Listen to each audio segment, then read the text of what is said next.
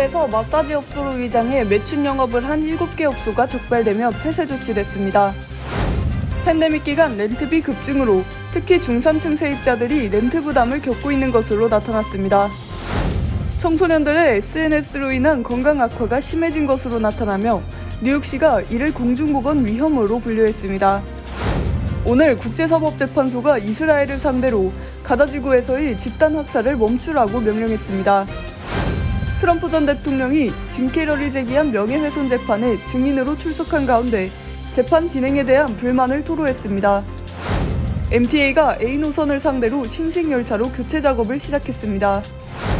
질소주입 방식의 사형 집행이 실시되며 찬반 논쟁이 이어지고 있습니다.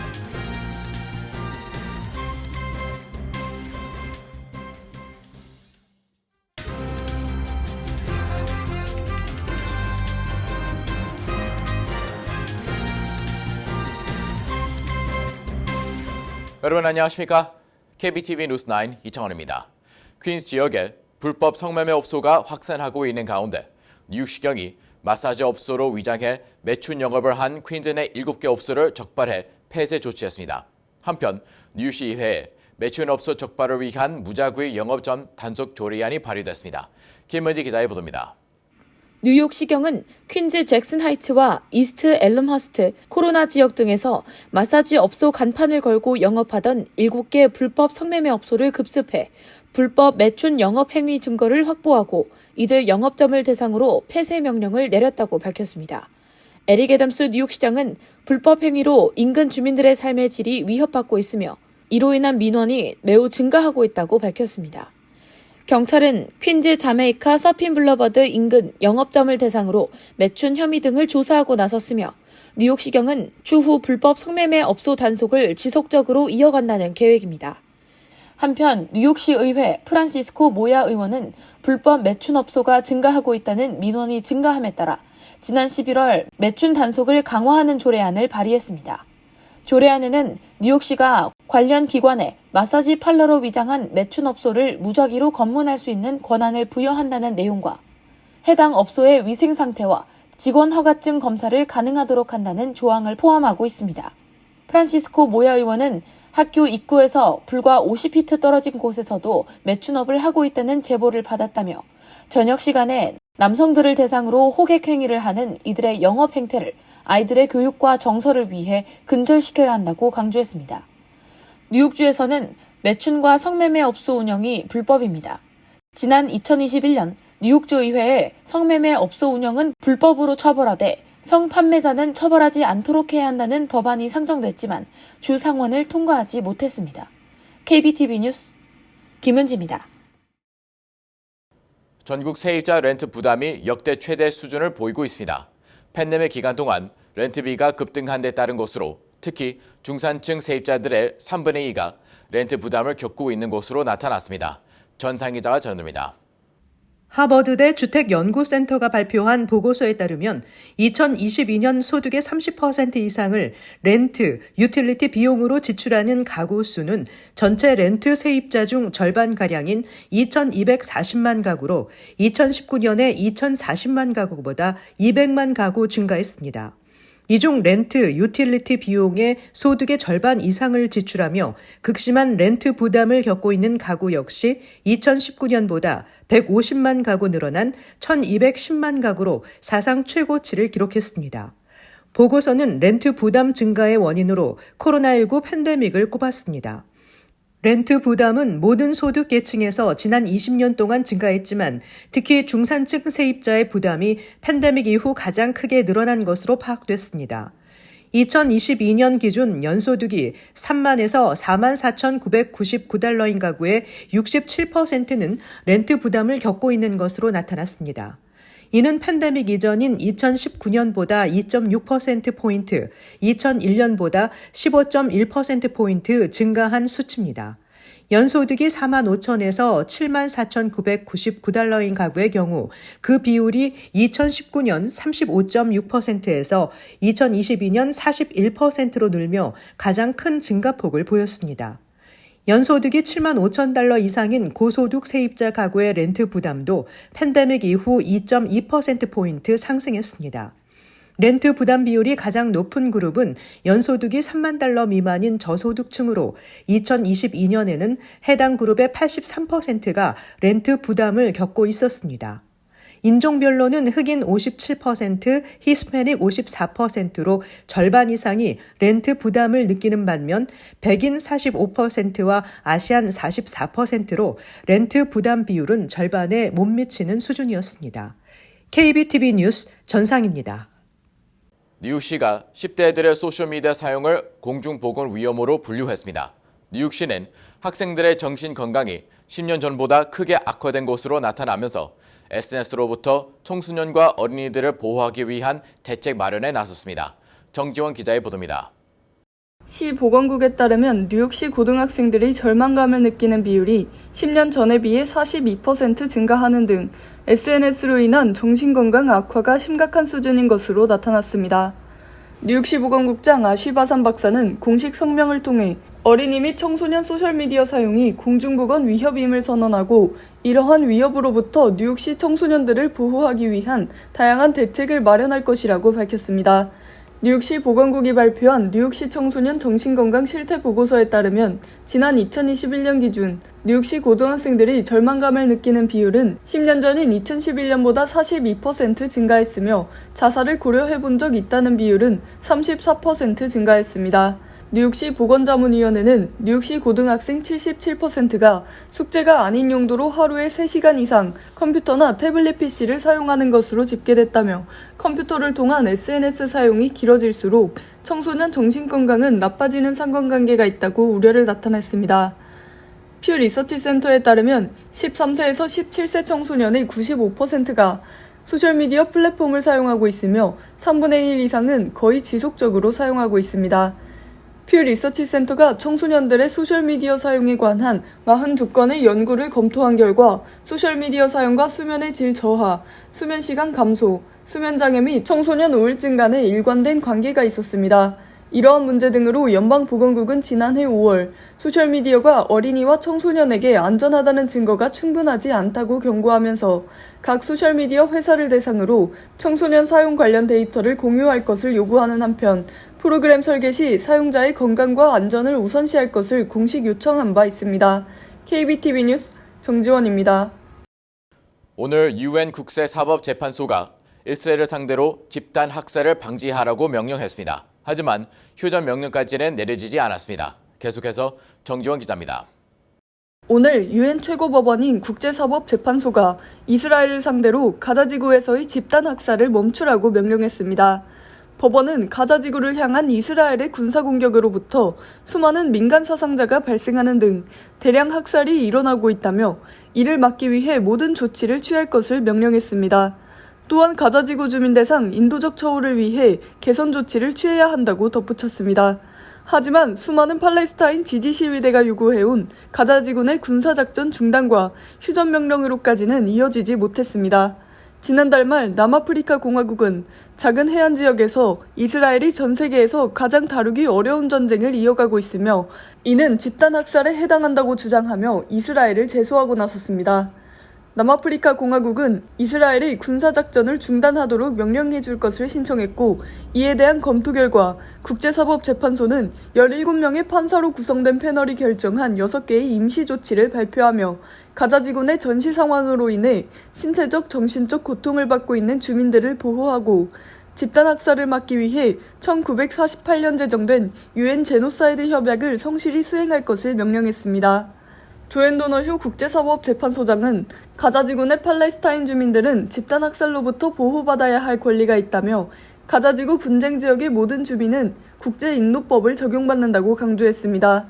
또한 하마스 등 무장 조직에 납치된 무고한 인질들의 정신적 신체적 고통은 이루 말할 수 없을 것이라며 즉각적이고 무조건적인 석방을 촉구했습니다. 하지만 오늘 발표된 법원의 결정에 대해 베냐민 네티냐후 이스라엘 총리는 법원이 이스라엘을 상대로 집단 학살 혐의를 적용한 것은 역사에 대대로 지워지지 않을 수치라며 전쟁을 계속 이어나갈 것이라고 밝혔습니다.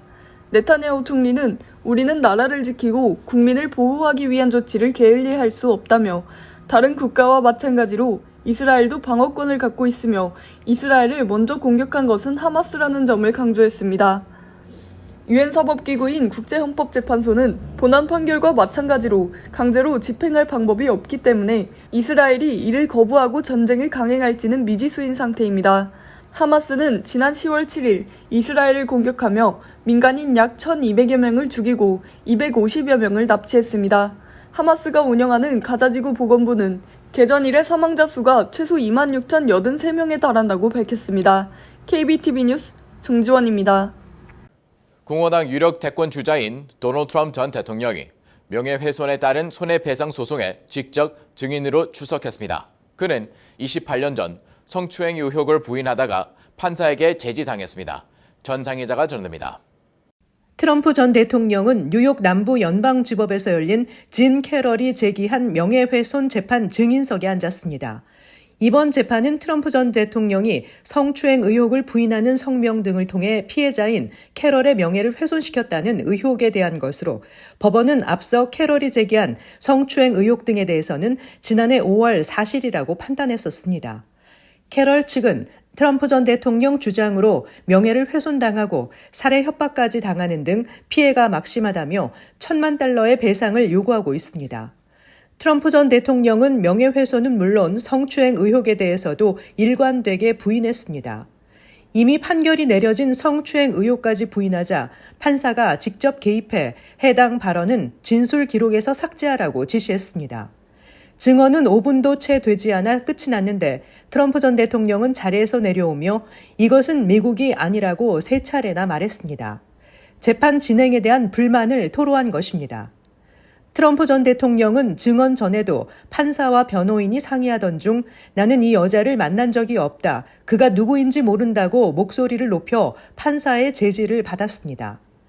뉴욕타임즈는 트럼프 전 대통령의 시도는 캐럴에 대한 성추행을 부인한다는 것을 기록에 남기려는 노력이었지만 판사가 이를 허용하지 않았다고 전했습니다. KBTV 뉴스 전상입니다. 뉴욕시 메트로폴리탄 교통공사가 50년 넘게 이용해온 노후된 열차를 최신식 열차로 바꾸는 작업에 돌입했습니다. 새롭게 도입되는 열차는 우선 A 노선에서 시범적으로 운영될 예정입니다. 정지원 기자의 보도입니다. 뉴욕시 메트로폴리탄 교통공사가 노후된 열차 교체 작업에 돌입했습니다. MTA는 우선 A 노선을 상대로 신식 열차로 교체 작업을 시작한다고 밝혔습니다.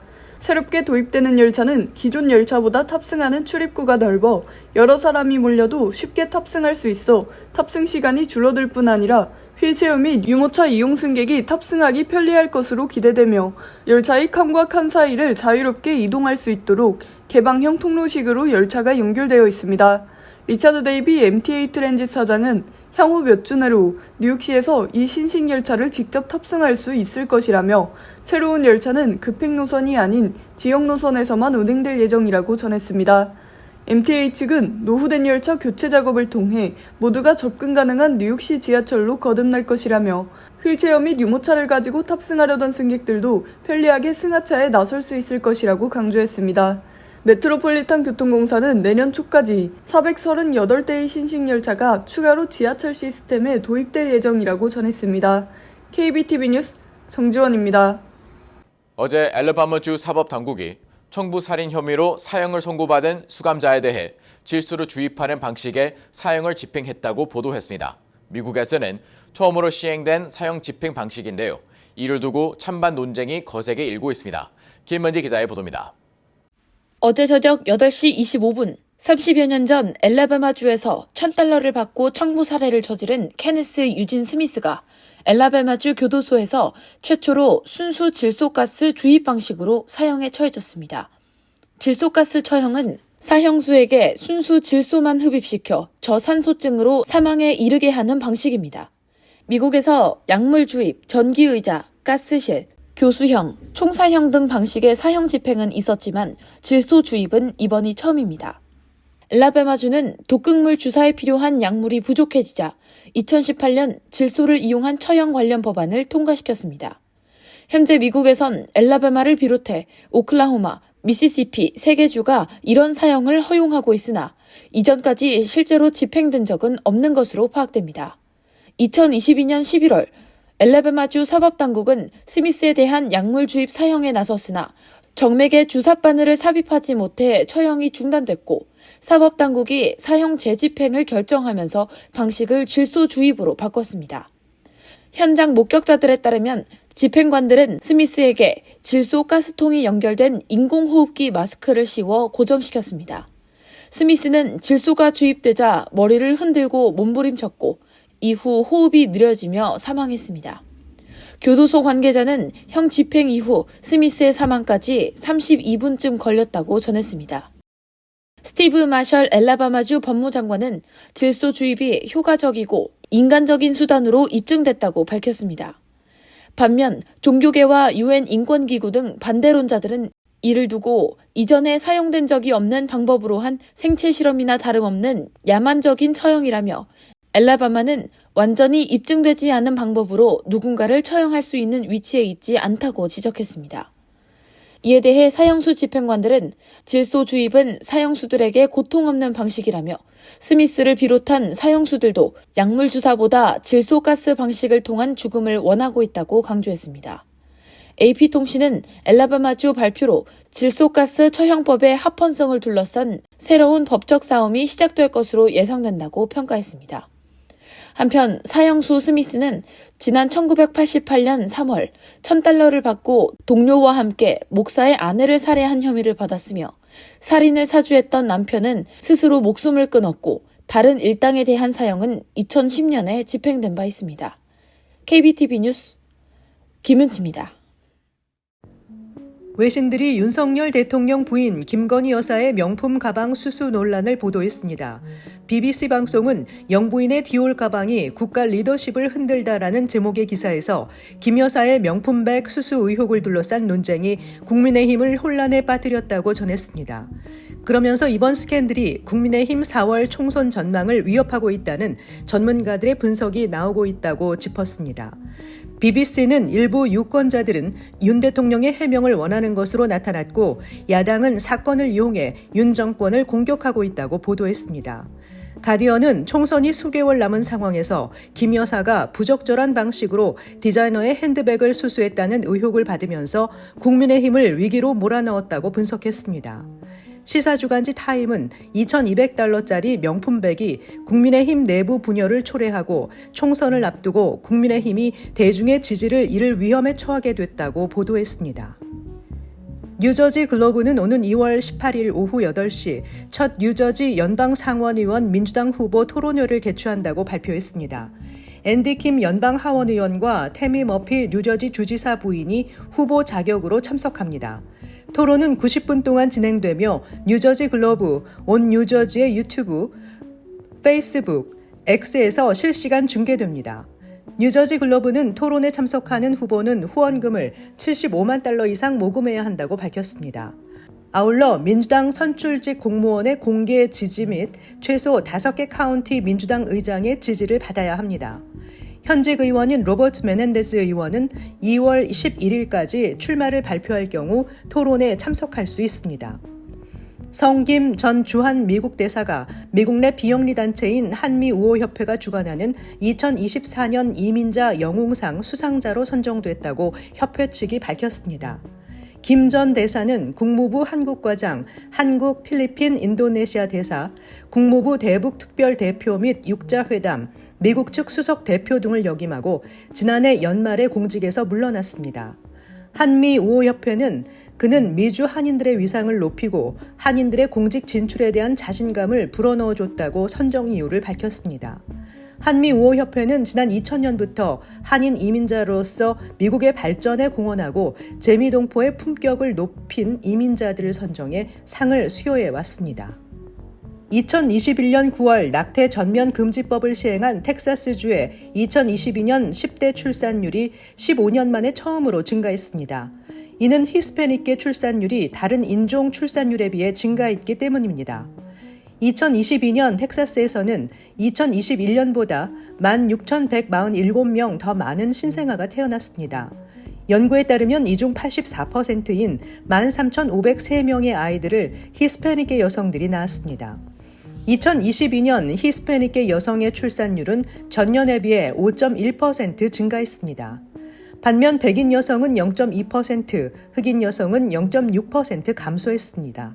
특히 25세 이상 히스패닉의 여성의 출산율은 전년에 비해 8% 급증했습니다. 텍사스의 10대 2022년 출산율도 전년 같은 기간에 비해 0.39% 증가했습니다. 2007년부터 감소했던 10대 출산율이 15년 만에 처음으로 증가한 것입니다. 잠시 후 커뮤니티 브리핑을 전해드립니다.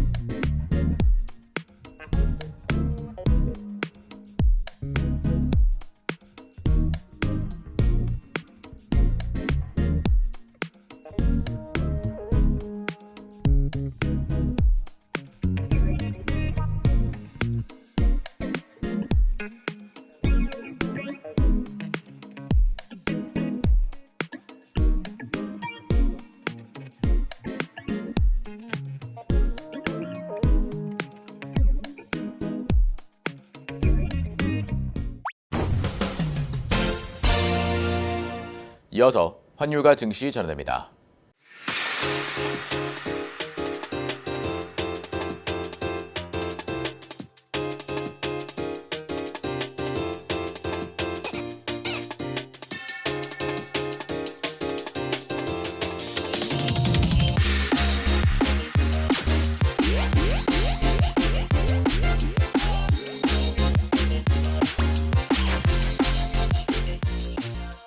잠시 후 뉴욕과 뉴저지 날씨 전해드립니다.